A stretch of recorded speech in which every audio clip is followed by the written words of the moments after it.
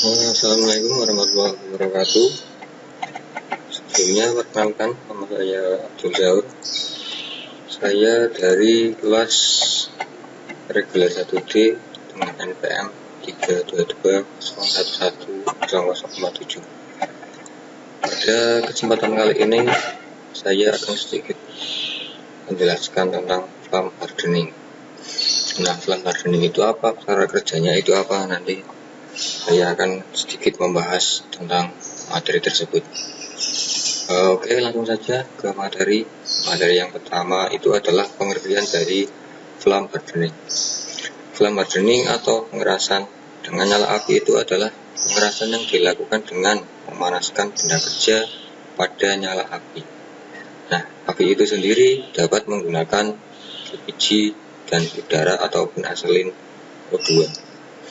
Prinsip kerja dari flame hardening itu adalah pada permukaan benda kerja dipanaskan hingga suhu austenit dengan cara nyala api oksi asetilen dan di-quenching dengan air.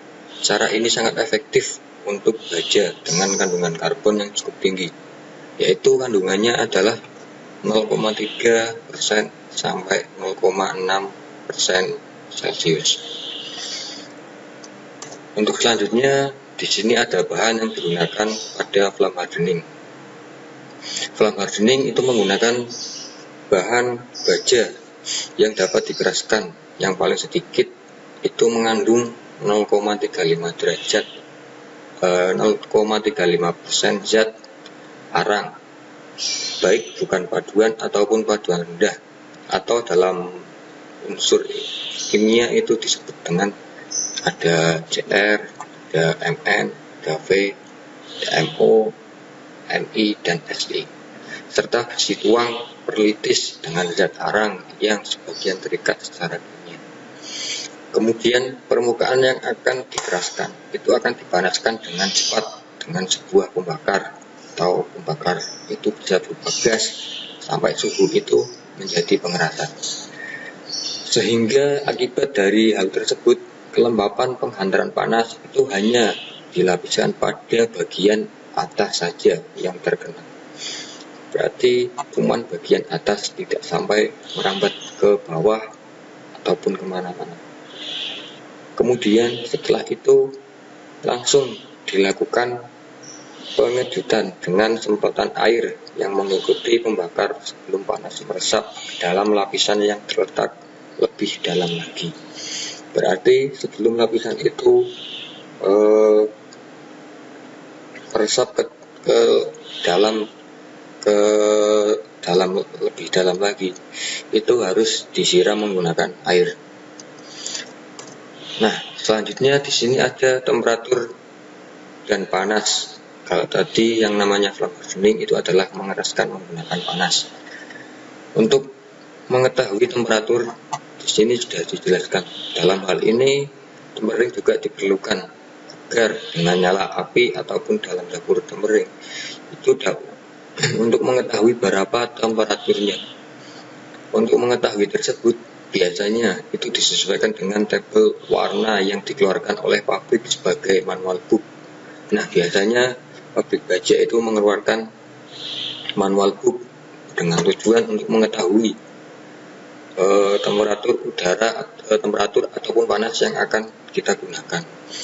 Dari warna-warna tabel tersebut itu berbicara antara lain. Yang pertama itu ada 200 sampai 300 Celcius itu untuk warna tempat. Yang kedua itu ada 600 sampai 1300 Celcius itu untuk warna pijar ataupun pengerasan untuk temperatur dan panas. Berarti dalam melakukan flame hardening itu kita tidak bisa menggunakan nyala api ataupun panas yang sembarangan, melainkan di sini sudah dijelaskan secara rinci. Kalau seandainya tidak sesuai, maka nanti hasilnya tidak akan baik. Begitu pula dengan sebaliknya. Untuk selanjutnya di sini ada prinsip kerja dari flame hardening itu sendiri. Flame hardening itu semakin lama bekerja, maka tebal pengerasan itu akan semakin besar. Lamanya flame hardening bekerja itu dapat diatur menurut kebutuhan melalui kecepatan laju ataupun jangka waktu di antara pemanasan dan pendinginan. Arti dalam hal kerja ataupun fungsi kerjanya itu bisa disesuaikan sesuai kebutuhannya masing-masing. Untuk selanjutnya, tingkat kekerasan yang dihasilkan itu akan meningkat dengan bertambahnya kadar Celcius dalam baja dan kecepatan pendingin itu media cooling. Untuk bekerja berarti di sini dalam melakukan pengerjaan itu disesuaikan dengan kebutuhan dari baja itu masing-masing. Nah, selanjutnya di sini ada metode dari flame hardening. Metode yang umum itu dilaksanakan pada flame hardening adalah yang pertama itu ada pengerasan stasioner. Pengerasan maaf tadi hilang.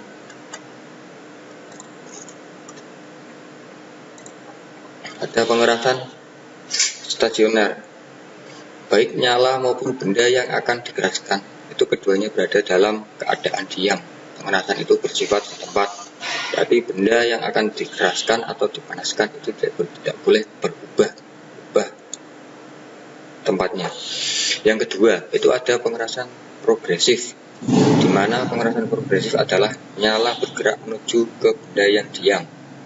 Nah, metode ini berguna untuk mengeraskan bagian yang luas. Sebagai contoh, gigi dari roda gigi yang besar. Nah, dari roda gigi yang besar itu menggunakan metode pengerasan progresif. Yang ketiga itu ada pengerasan spinning. Pengerasan spinning itu di mana nyala api itu tetap diam, sedangkan benda berotasi. Metode ini menggunakan pengerasan bagian melingkar. Yang keempat itu menggunakan pengerasan progresif spinning, di mana nyala bergerak itu pada benda yang berputar. Metode ini digunakan untuk mengeraskan permukaan benda melingkar, contohnya seperti rolling. Oke, lanjut. Di sini ada setiap peralatan itu mempunyai keuntungan atau kelebihan dan kekurangan masing-masing. Pada keuntungan flame hardening di sini yang pertama, peralatan pengerasan itu di bawah benda ke benda kerja. Hal ini menguntungkan terutama untuk benda kerja dalam jumlah besar, misal pengangkutan ataupun bisa dibawa kemana. Yang kedua itu ada pengikutsertaan ke dalam jalur produksi. Waktu pengerasan itu singkat, dalam pengerasan yang sangat besar itu mudah diatur. Yang ketiga itu ada pemakaian bahan bakarnya sedikit, sehingga itu tidak